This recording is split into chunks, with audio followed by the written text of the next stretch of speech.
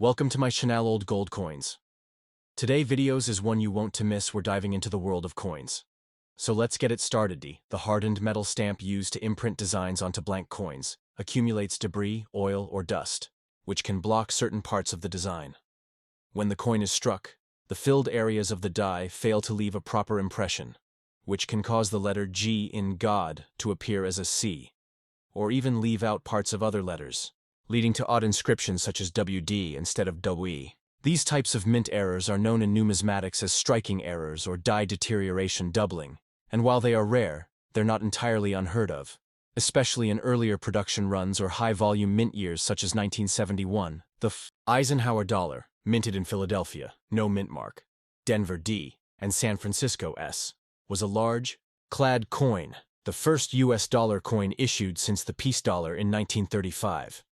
The obverse front featured Eisenhower's portrait, while the reverse showed an eagle landing on the moon, paying tribute to NASA's lunar missions. All of these coins carried the inscriptions "Liberty, in God We Trust," and the date, 1971. If a coin from this year features "In God We Trust," it's a significant anomaly. However, it is not recognized as an intentional variant by the U.S. Mint, and thus falls under the category of error coins or even altered novelty items if tampered with post-minting. Collectors value such error coins for their rarity and curiosity factor, but not all errors are created equal. A minor die chip or grease-filled letter might add only a few dollars to a coin's value, while a dramatic misprint or double strike could raise the price significantly, especially if the error is easily visible and well-preserved. Coins exhibiting a full, readable In God WD Trust that is distinct and legible are extremely rare, and could fetch a premium depending on condition and demand in the collector market. However, authentication by a trusted coin grading service, like PCGS or NGC, is critical for establishing genuine mint errors versus post-mint alterations or simple wear and tear. In the broader cultural sense, the appearance of In God We Trust, even as a joke, has long been a subject of satire and novelty, often found on humorous bumper stickers, shirts, and novelty coins referring to fishing culture, or as a tongue-in-cheek alternative to the official motto. If someone discovers In God WD Trust on a real 1971 coin, it's likely a coincidence created by minting damage, a fusion of actual error and pattern recognition.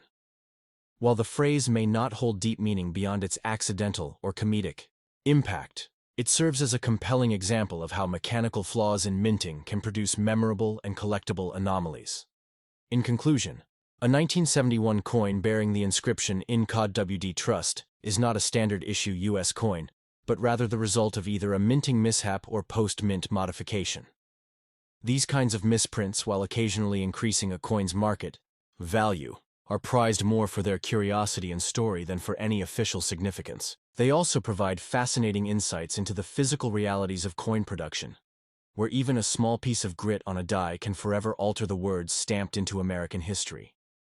Let me know if you'd like a visual chart, timeline, or collector value estimate based on coin type, e.g., quarter, dollar, etc. Thank you for sharing the image.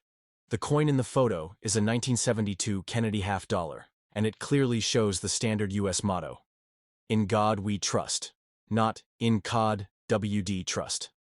Let's break down everything you need to know in a detailed and structured paragraph-style explanation that would roughly match a 20-minute reading discussion time. Full detailed explanation of the 1972 Kennedy half dollar, In God We Trust, and the minting context. The 1972 Kennedy half dollar is a widely circulated U.S. coin that continues to generate interest among numismatists, coin collectors, due to its historical significance, design elements, mint variations, and occasional minting errors. The coin features a left-facing bust of President John F. Kennedy, the 35th President of the United States, who was assassinated in 1963. The decision to memorialize him on the half dollar was made rapidly after his death, with the first coin issued in 1964. The obverse, front side of the coin, as shown in your image, includes the inscriptions Liberty arched around the top, In God We Trust split on either side of Kennedy's neck, and the minting year, 1972, along the bottom. This specific 1972 issue belongs to a series of Kennedy half dollars minted without silver content from 1971 onward. as previous versions from 1965 to 1970 contained 40% silver, and the 1964 version was struck in 90% silver. By 1971, due to rising silver prices and a push toward clad coinage, the U.S. Mint transitioned to a copper-nickel composition. These coins were produced at 3 mints: Philadelphia, no mint mark; Denver, D, and San Francisco, S. Your coin does not show a mint mark on the obverse side below Kennedy's neck, suggesting it was likely struck at the Philadelphia Mint, which didn't use mint marks at the. The phrase, "In God We Trust," has deep historical roots in U.S. currency. It was first used on coins during the Civil War in 1864 and became the national motto in 1956. By law, this inscription is required to appear on all U.S. coins and paper money. It represents not just religious sentiment, but national identity and historical continuity. The motto is always carefully integrated into the design of U.S. coinage, and its legibility and accuracy are maintained rigorously by the U.S. Mint. You mentioned the phrase, "In God We Trust," which is not visible on the coin in your photo. That phrase typically arises in 3 situations. Minting error. A filled die or die chip can cause the G in God to appear as a C, or other letters to become malformed. Damage or wear. Post-mint damage, corrosion, or heavy circulation can cause letters to fade or distort, making "In God We Trust" appear different. Altered coins or novelties. Some coins are deliberately altered by private parties, not the mint, to display humorous or satirical versions like "In God We Trust," especially popular among fishing enthusiasts. These are novelty items with little or no numismatic value. In your case, however, the motto appears perfectly struck as "In God We Trust," with no evident minting error from the image provided. The lettering is clear and bold, suggesting that your coin is a regular 1972 Kennedy half-dollar in circulated or lightly circulated condition. On the reverse side, not shown in the image, the Kennedy half-dollar features the presidential seal, an eagle with a shield on its chest, holding an olive branch and arrows in its talons, surrounded by a ring of stars. Above the eagle is a scroll reading, "E pluribus unum." The inscriptions, "United States of America" and "half-dollar" encircle the design. This iconic imagery reinforces the dignity and presidential theme of the coin, which was quickly designed by Gilroy Roberts, obverse, and Frank Gasparro, reverse, after Kennedy's death. The 1972 Kennedy half-dollar is common in circulated condition. Here's a rough value breakdown. Error coins. Coins with legitimate mint errors such as doubled dies, off-center strikes, or die caps can be worth significantly more, $50 to several $100s. But your coin does not appear to show any such features from this image.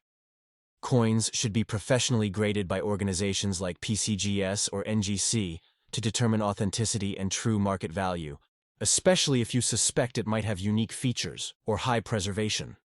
Your 1972 Kennedy half-dollar appears to be a normal, well-preserved specimen, with the standard national motto, "In God We Trust." There is no indication from the image that it reads, "In God We Trust," or includes any significant minting error.